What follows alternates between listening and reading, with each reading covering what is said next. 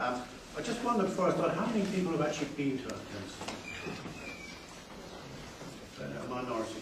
In Afghanistan, I loved Afghanistan. I had a glorious time there, and I think you'll find most of the military who've been there really have enjoyed their time. Now I have to put Bruce right, you would expect me to. The UNAMA was created early on, but ISAF, the International Security Assistance Force, was actually created at the request of the transitional government of Afghanistan and created via a UN resolution. And that UN resolution has been renewed year on year at the request of the Afghan government. So we're not there on our own volition, we're there because the Afghan government have continued to invite us, and that mandate has been renewed year on year. I won't refute all these other points, but I think you probably know which ones I would go for. The other thing I'd say is that the terminology, we do get wrapped around the axle a little bit on terminology. We're not at war in Afghanistan. To have a war, you have to have two states that are at loggerheads with each other. We've been invited into the country by an elected government, it is an elected government now, in order to assist them. But I laugh. The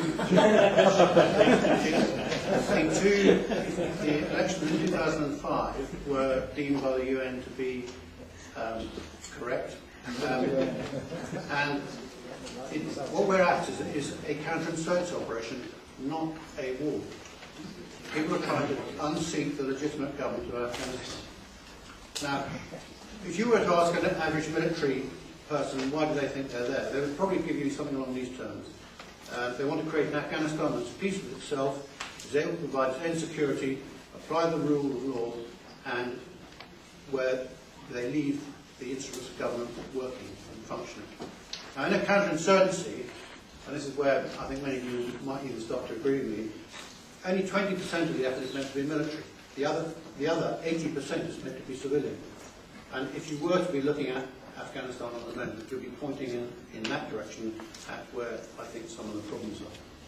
We also need to get out of short-term politics, because there's a lot of that goes on, not only in Afghanistan but also in this country, and actually put some reality on the situation.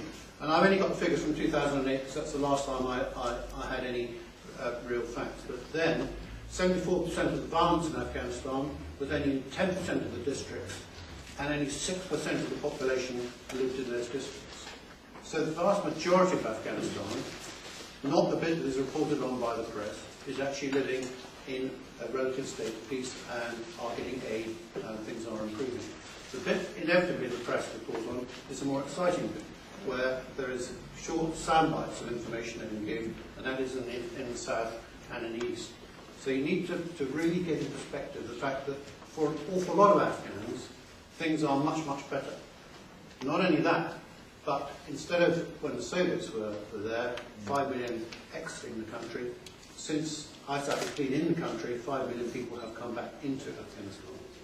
And you need to put all that in perspective, regardless of whether you agree with the sorts of things that I'm going to say from now. So what would I say? What do we need to do? First of all, I believe our strategic communications are quite appalling.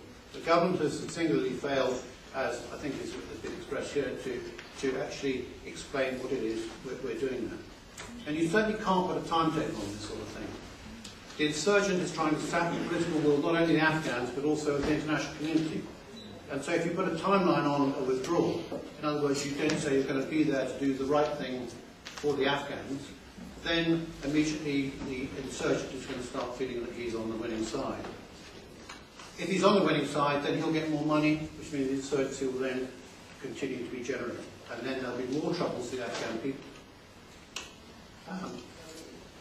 So we need to make sure that that is right, and that the people of Afghanistan, who at the moment are not convinced because of conferences such as this and some of the press, that we're there to stay to do the right thing, that are not pushing themselves as far in the direction of the elected government as we would like them to. And there is something we have to do there, which is to confirm to them that we're not going to leave them behind like we did before. And if you look at the history of Afghanistan, it is a very sad tale. We have, the international community, done terrible things over the years. And I would recommend anyone who doesn't know the background, and I suspect quite a lot of don't know the detail, read a book called Ghost Wars by a chap called Steve Cole, and in there you'll find out what the international community did between the years about 1976 to 2001. I think you should go back to 1832. Well, you can go back that far if you wish. But I'm not sure that's possible. No, We need to strengthen these. He's a murderer. No, you get your chance at the question hour session. Yeah. We need to strengthen the coordination role of the United Nations because it is inconceivable to believe that the Afghan government, which is only very new, can coordinate the aid activity that is flowing into that country. And unless the UN UNAMA's role, if you read it, it was created to coordinate the international effort. It is singularly not able to do so at the moment. And the Afghan government can't, I'm afraid, deal with the enormous amounts of aid that's coming in. We need, in my view, to strengthen the command and control. Many of you will know we have things called provincial reconstruction teams out in the provinces, there are 26 of them at the moment. They at the moment have a line back to their own nation, so that it's fractures of command and control. They have a line also to NATO. Realistically, it should become under the UN mandate, and therefore the reconstruction team should be there to work under the UN aegis. And there should be a transitional phase, not an end in their own right. A provincial reconstruction team has succeeded in its task when they can leave and leave the Afghans to run the business. The next thing I'd say is that it's important that people do listen to the military. And I know that may not go down well in this audience, but if you listened on Radio 4 in the last few weeks, there have been 2 or 3 occasions now when soldiers serving in Afghanistan have gone on the radio and have made some very powerful statements which are completely contrary to the sort of thing you read in the papers or you read or you see on television. And James Cowan, the new brigadier out there, made a very powerful statement yesterday. If you haven't heard it, I would recommend going on the BBC player and playing it, because it actually gives you a good feel for what is actually really going on, as opposed to what we're hearing now. Then we need to strengthen the reconciliation process. There is no counterinsurgency operation anywhere in the world that's ever succeeded without having a proper reconciliation process. And I think it's important to understand what the insurgency looks like. There are a relatively small number of fundamentalists in this insurgency. There are some foreign fighters, quite a lot of foreign fighters that have been sucked into it. And the vast majority are what we have called disaffected and unemployed youth. They live both in the tribes of Pakistan, in the refugee camps there, and in Afghanistan. There's insufficient employment for them, so it's very easy for somebody with money to go and employ them to go and do this sort of thing. Now, the latter category can be peeled off quite easily because it's much cheaper for the international community to pay them to come on side rather than pay for people like myself and the soldiers who are out there to be there. We're extremely expensive.